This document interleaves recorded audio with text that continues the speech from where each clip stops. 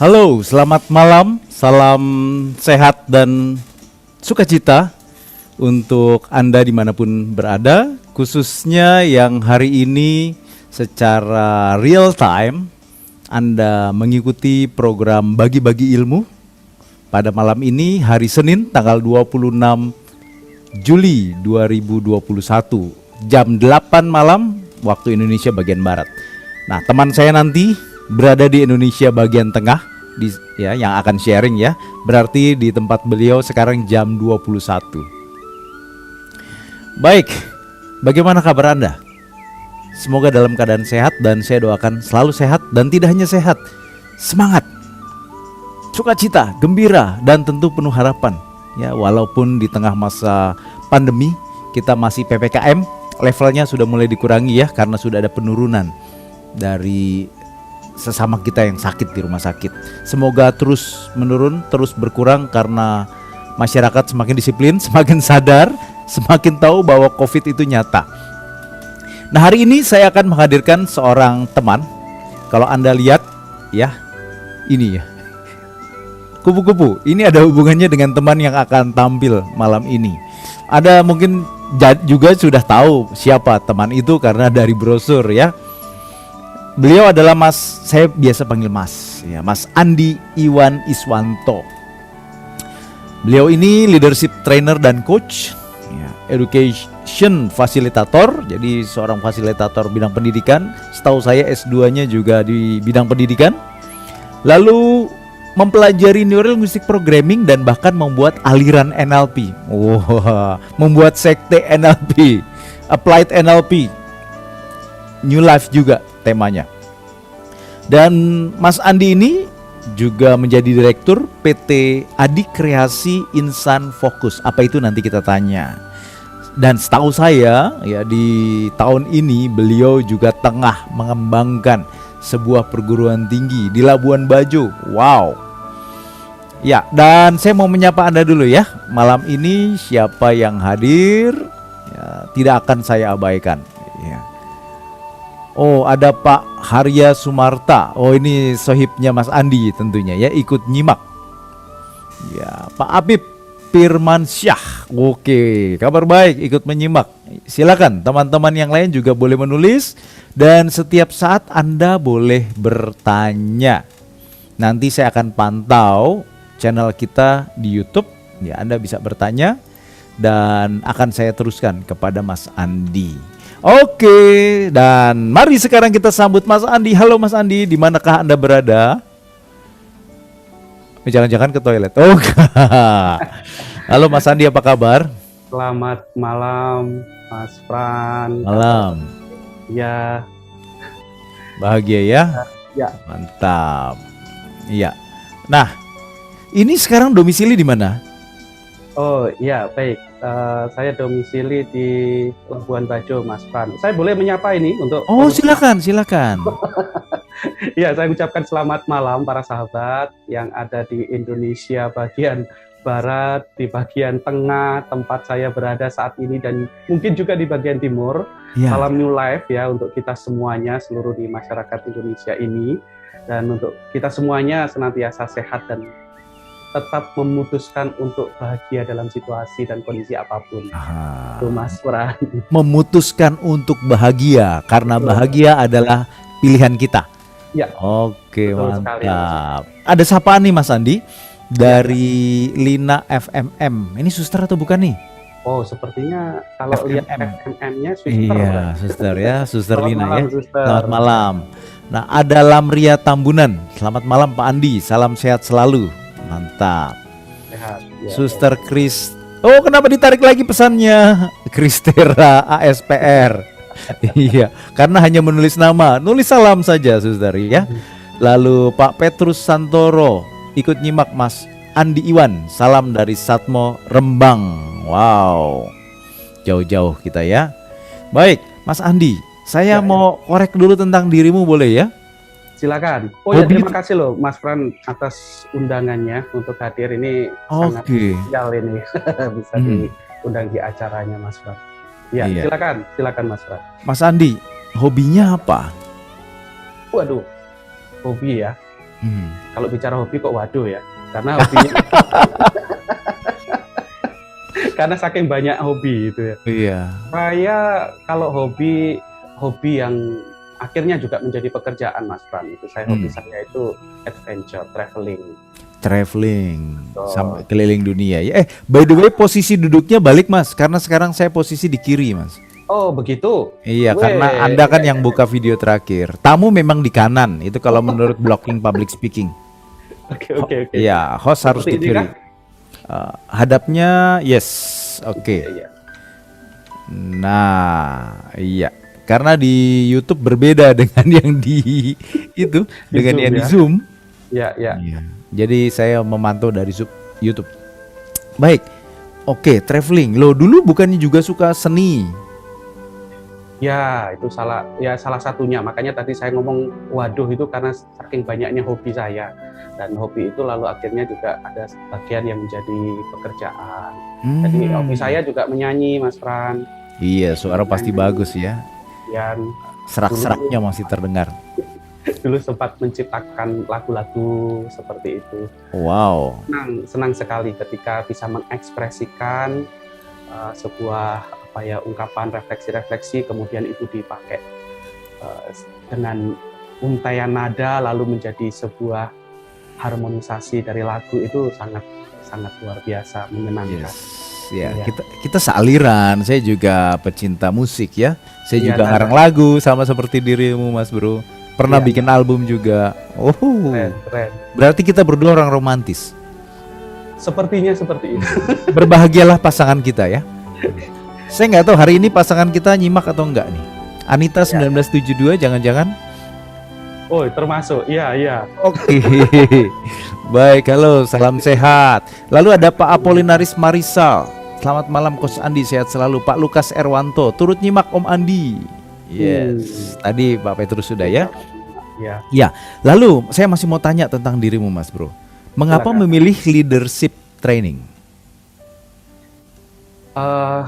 Saya memilih itu karena memang terutama ya kalau dari saya memang selalu suka untuk berbagi ya Mas Fran ya. Dan memilih leadership karena itu bagian dari hidup kita. Artinya kita bisa menjadi sukses, kita bisa menjadi bahagia, itu salah satunya ya kemampuan diri kita untuk memimpin, terutama kan memimpin diri sendiri. Oke.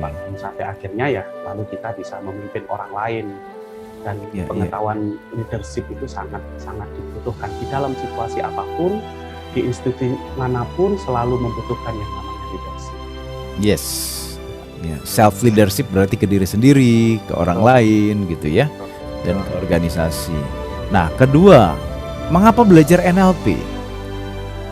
Nah, itu belajar NLP karena memang salah satu passion saya itu tadi saya sebutkan, saya itu selalu ingin berbagi.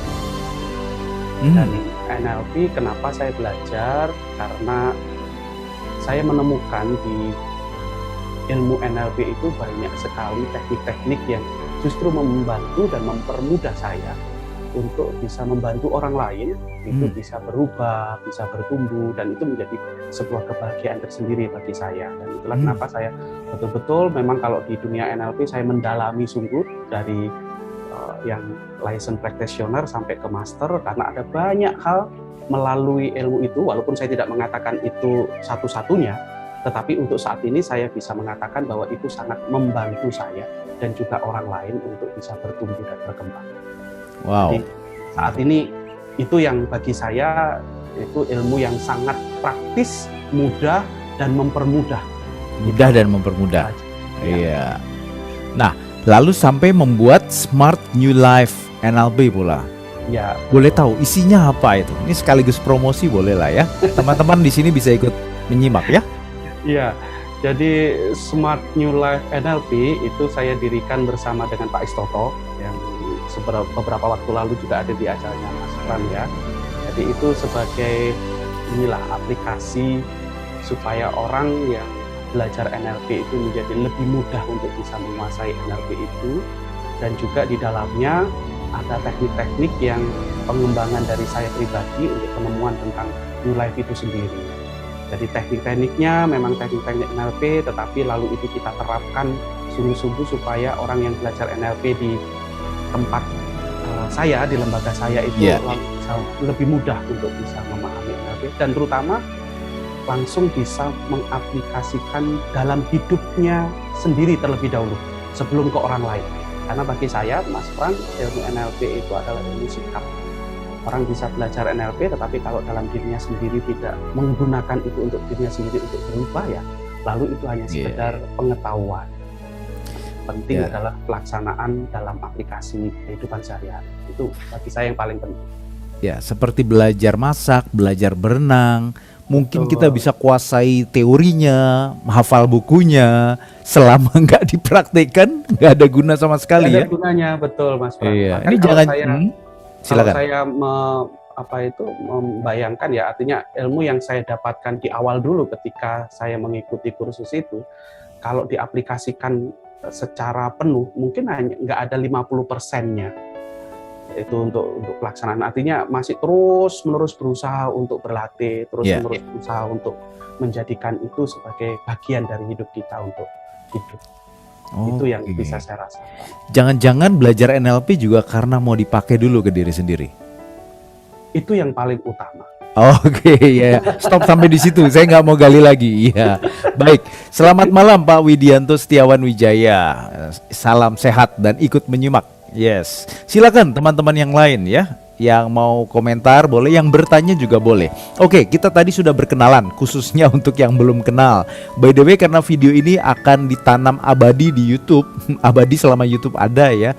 Karena itu saya gali, mungkin sebagian dari Anda sudah kenal baik siapa Mas Andi.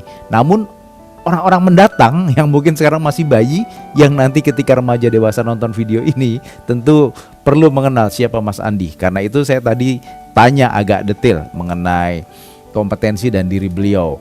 Satu lagi pertanyaan Mas Andi sebelum masuk pada materi. Katanya sekarang lagi sibuk mendirikan sekolah. Itu bagaimana persisnya? Waduh, kalau mendirikan sih tidak sih Mas. Karena sekolah saya hadir di Labuan sudah berdiri? Sudah berdiri gitu ya. Jadi ini adalah, saya sekarang berada di Labuan Bajo. Kan tepatnya saya memang saat ini mengabdi di Politeknik El Bajo Komodus. Ini adalah politeknik pariwisata satu-satunya politeknik yang ada di Manggarai Barat.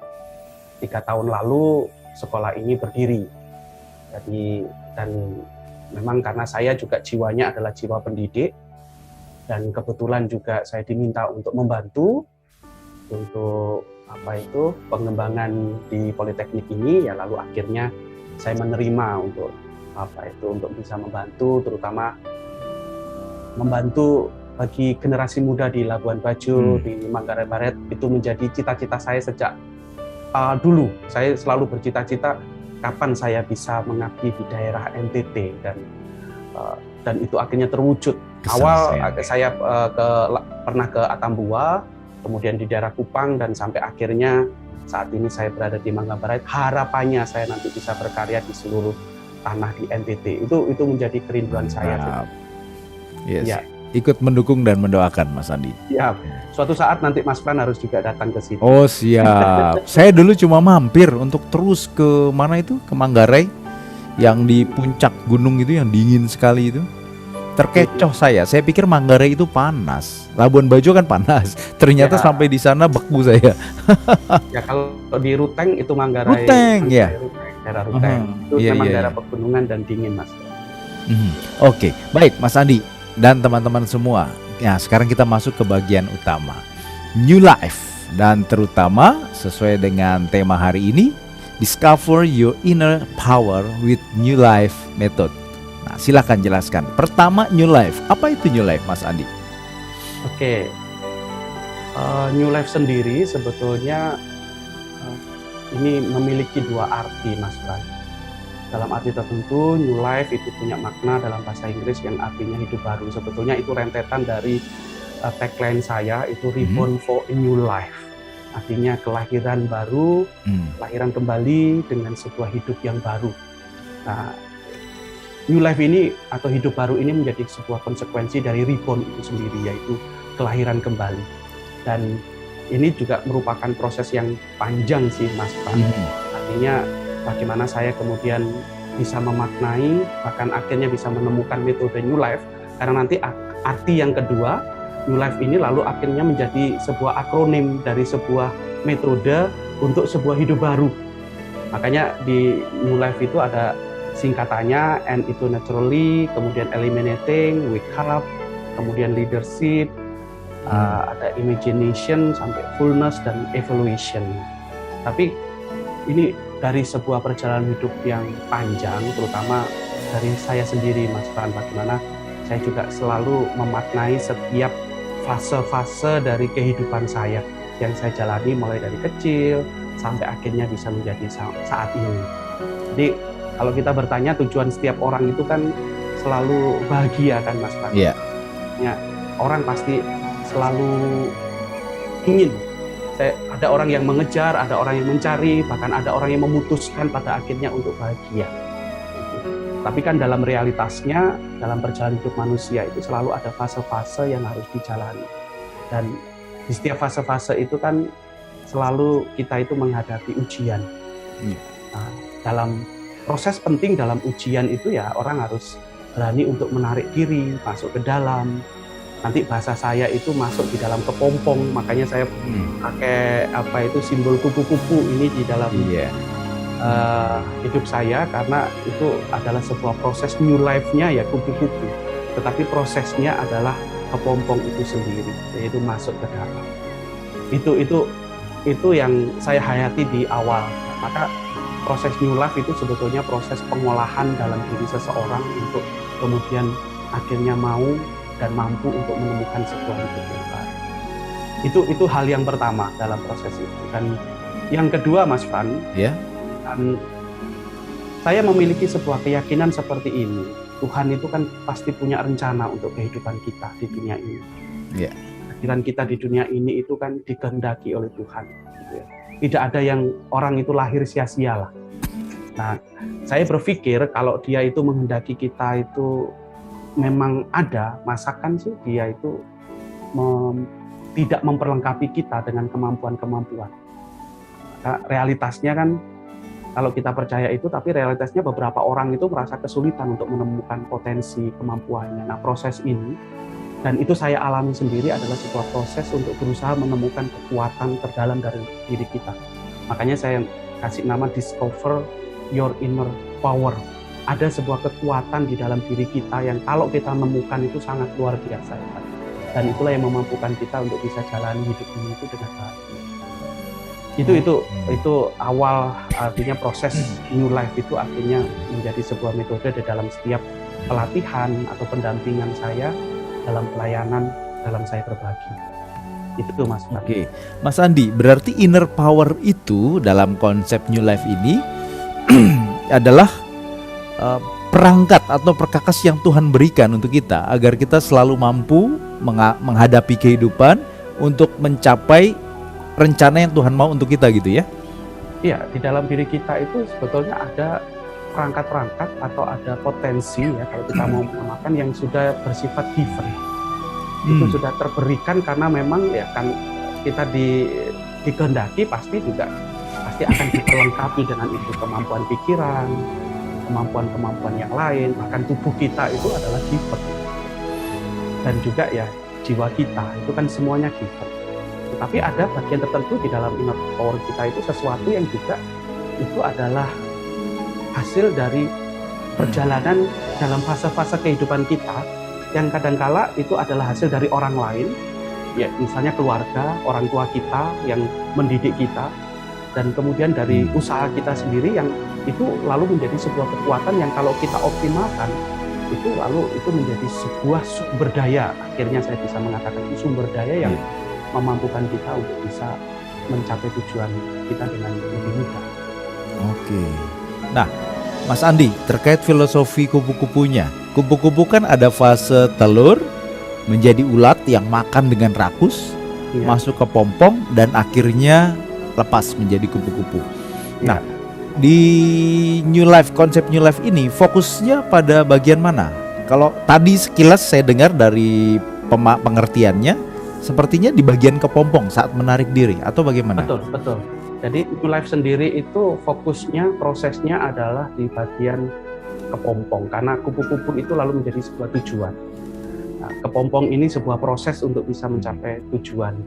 Nah, dari kepompong ini ya lalu ulat, lalu itu menjadi dalam bagian manusia lama kita. Ya kalau kita, Mas Fran lah, kalau mendengar atau misalkan memikirkan ulat itu kan sudah langsung merasa geli dan lain-lain. Iya. Tetapi ada satu proses manusia di mana dia memutuskan, itu filosofi saya, dia memutuskan untuk melepaskan itu semuanya. Hal yang mungkin artinya yang ulat dengan berbagai bulu-bulu itu untuk melindungi dirinya tanpa dia sadari, tetapi dia melindungi dirinya membuat orang lain tidak nyaman. Maka kemudian dia memutuskan untuk melepaskan itu semuanya dan akhirnya dia masuk di dalam kepompong. Dan proses di dalam kepompong itu ada proses, kita nggak tahu ya karena saya bukan ilmuwan gitu. Tapi saya yakin bahwa ketika ulat itu berproses di dalam kepompong, dia membentuk dirinya. Dia berusaha untuk mengubah, mungkin dia merasakan apa, dia mencampur seperti apa. Nah, pergulatan dan hal-hal yang lain itulah yang harus dilakukan seseorang ketika dia memang memutuskan untuk menarik diri dari perilaku manusia lama untuk kemudian dia mau menjadi menjadi seseorang yang baru di dalam hidupnya. Itu Mas Fran. Oke, menarik ya. Dan sebetulnya kalau dari cerita Mas Andi ini berarti teknik atau kegiatan training atau retreat New Life itu bagaikan kegiatan di dalam kepompong yang selama ini menjadi misteri bagi kita awam ya. Iya. Dan kalau mau mengalaminya harus masuk dalam program itu dan disitulah proses pengolahan dalam kepompong itu terjadi sehingga akhirnya siap untuk menjadi kupu-kupu. Ya betul. Dalam setiap pelatihan saya selalu memang mengajak para peserta itu untuk berani masuk ke kedalaman dirinya. Maka pelatihan-pelatihan saya yang berhubungan dengan New Life ini selalu dekat sekali dengan nuansa meditatif, lagu-lagu yang sekarang ini yang didengarkan, kemudian reflektif. Orang harus masuk, mengenal dirinya di bagian yang terdalam untuk kemudian dia bisa memeriksa, mengolah, bahkan sampai akhirnya juga menemukan sesuatu yang mungkin selama ini tidak terduga di dalam dirinya. Dan itu menjadi sebuah kekuatan untuk jalan hidupnya yang selama ini tidak. Dan itu kan hanya bisa tercapai kalau diri kita berani diam. Artinya hal yang fisik diam dan kita mendengarkan apa yang ada di dalam batin kita. Jadi itu proses. Dan kalau saya melihat Mas Fran, walaupun tidak ikut artinya di pelatihan saya, sebetulnya di setiap kehidupan manusia kalau dia mau, kunci seseorang pada akhirnya bisa lulus ujian dalam hal apapun kan ketika seseorang ya berani untuk masuk dalam kepompong dirinya, untuk menarik diri dari kesibukan, untuk kemudian masuk ke dalam untuk memeriksa, hening sejenak, berhenti sejenak, untuk kemudian ya nanti setelah dia tahu ya dia harus jalan kembali kan untuk melanjutkan perjalanannya. Iya. Ini menarik, berani dia masuk ya untuk merefleksikan, mempertimbangkan, menganalisanya gitu ya. Nah, boleh dong bagi icip-icip sedikit untuk saya dan teman-teman. Kira-kira potongan saja ya, apa yang dilakukan ketika seorang mengikuti proses kegiatan discovery ini untuk New Life? Oke. Teman-teman di rumah mungkin bisa ikut ya. Mas Andi mungkin bimbing kita sepotong gitu. Dengan senang hati Mas Fran saya akan berbagi, bahkan ini nanti bisa juga dilakukan oleh teman-teman karena semakin banyak orang yang kemudian berani masuk dari kedalaman dirinya, lalu ya semakin seseorang itu lalu menjadi semakin mudah untuk bisa mencapai tujuan, terutama ya kebahagiaan yang akhirnya menjadi sebuah keputusan pribadi itu. Saya boleh share screen? Oh tentu, silakan.